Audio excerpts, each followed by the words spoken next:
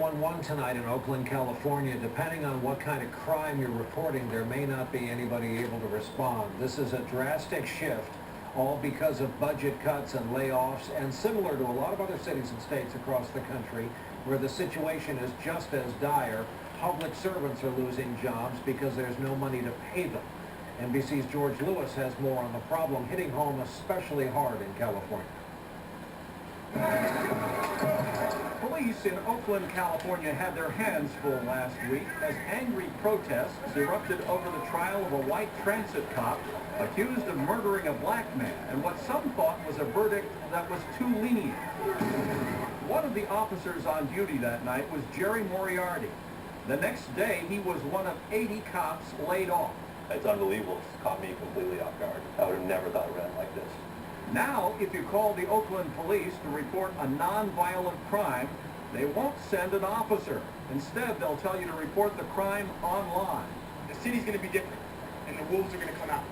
The National Association of State Budget Officers says up to 400,000 state and local public employees could lose their jobs in the next year because of further budget cutbacks in places where state budgets have already been cut to the bone.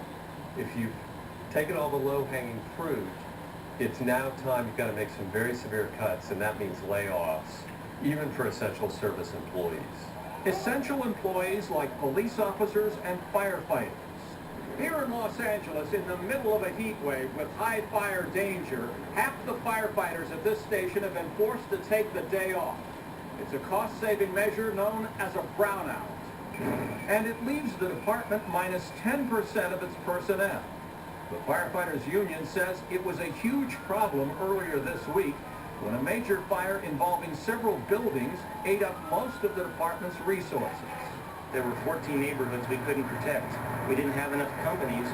In the middle of a long, hot summer, many communities now find themselves without the usual safety net. George Lewis, NBC News, Los Angeles.